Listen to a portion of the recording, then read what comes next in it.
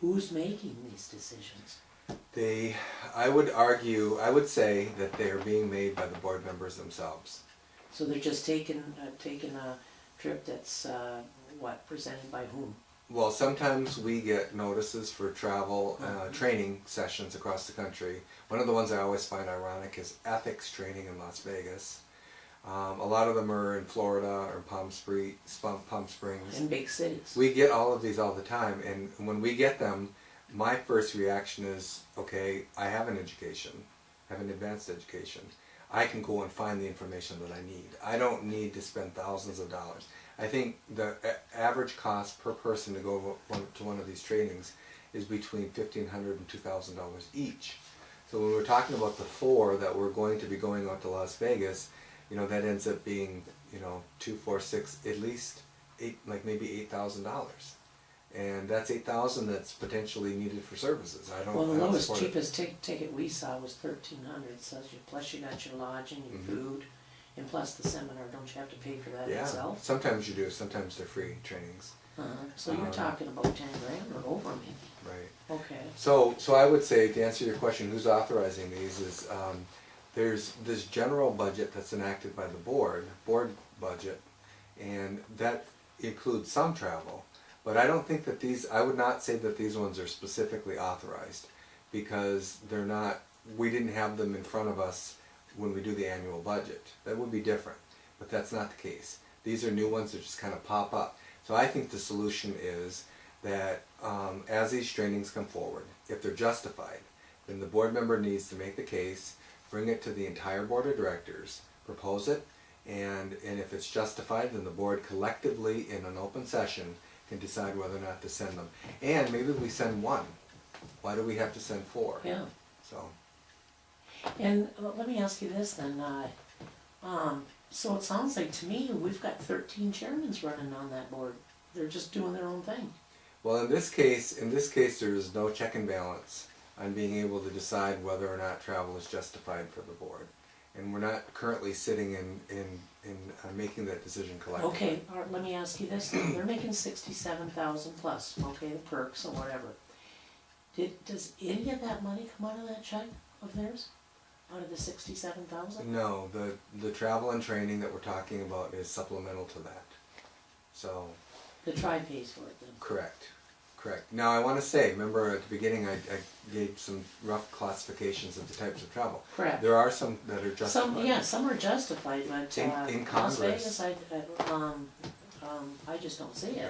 No. Well, in Congress, when we lobby Congress, or we do government relations. Yeah, that I can see. Right, and they want to see us. They don't want to see staff. They want to see the elected leader come and meet with them face to face.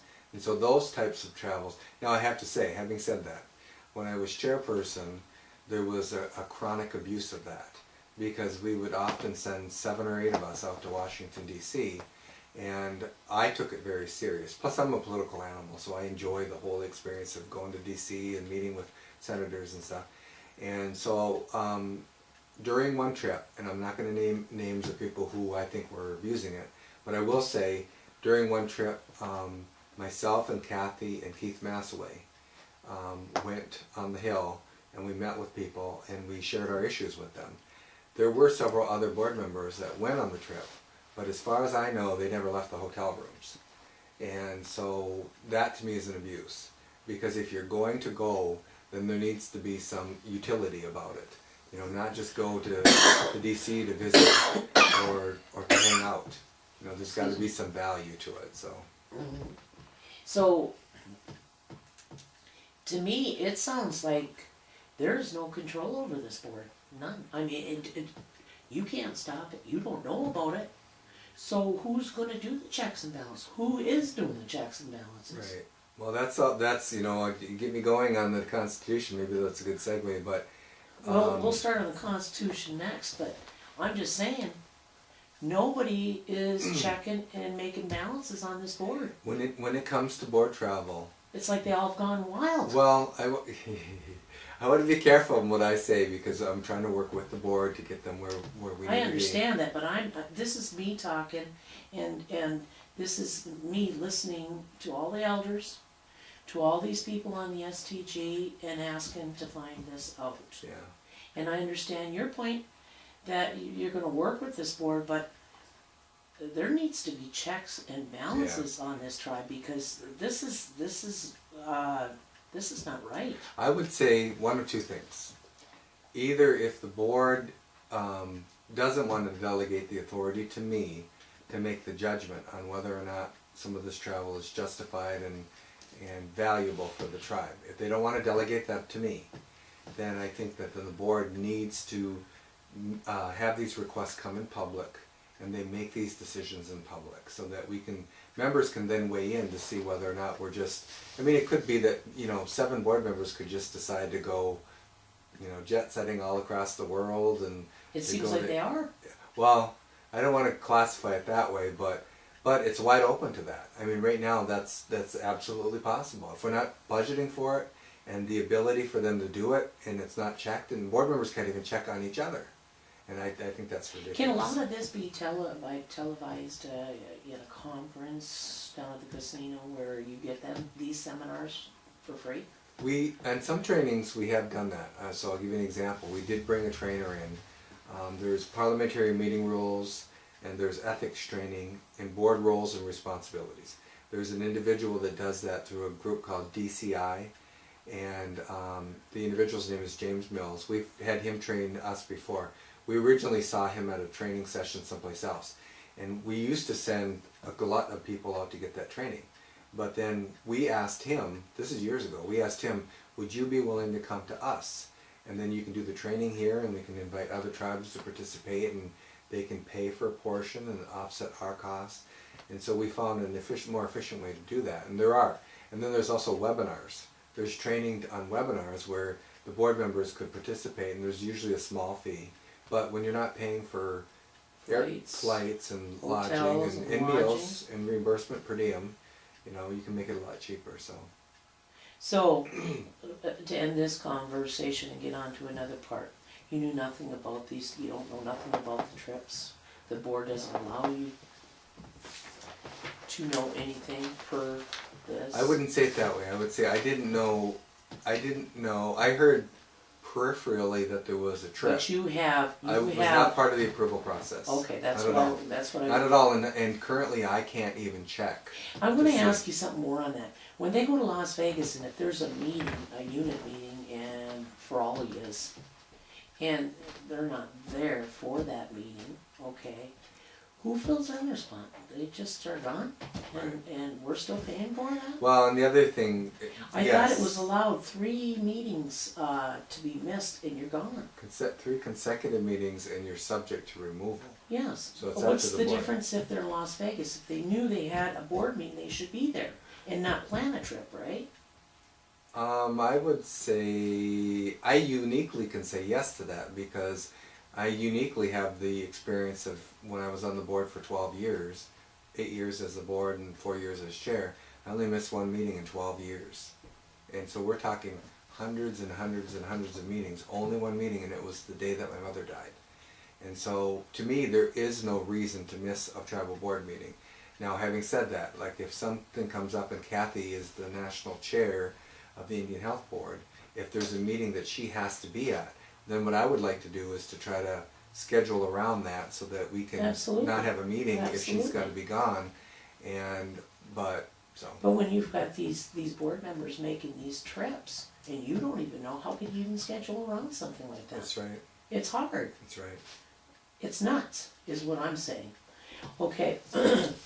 Now, this, I want to talk a little bit about this resolution. Who put this resolution together? And who voted for it? Can you tell Well, me? I want to clarify something that was posted on the Sioux Tribe Guide. This was drafted by DJ Hoffman, Mhm. and it was voted on actually by all 12 board members. So I'm looking at it, and all 12 board members voted for it. So I think, So you're talking Bernard? no, Bernard was not on the board then. This is when I was chair. So I'm talking Lana Cosley, all of the board members that were board members at that time. Dennis McKelvey?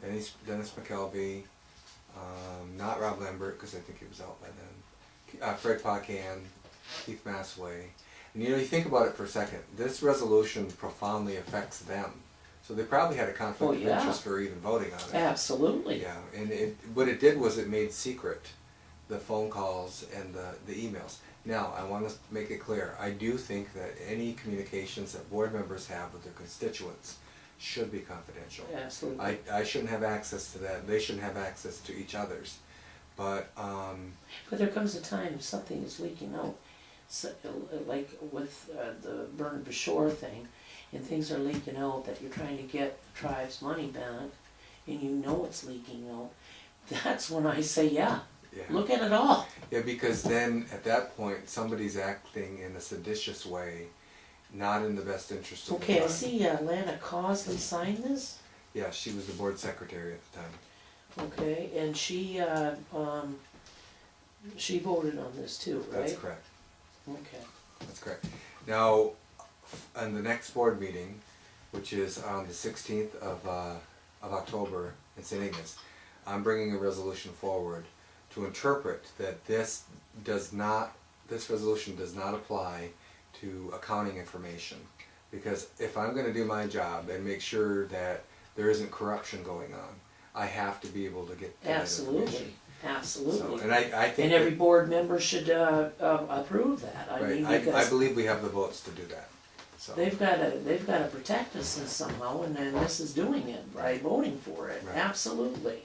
One of the things that I was told, and I don't know if it's fact, and this is why I want to look, is that there was some ongoing personal travel that was done by a board member after I left office that has nothing to do with the board responsibilities, but that there was regular and ongoing personal travel that was done. And the only way we can get to that is if I can look it up. Okay. And our staff at this point have told me that they are in fear for their jobs because they've been told that if they supply that information, they can be terminated. So. Wow. Wow. Yeah.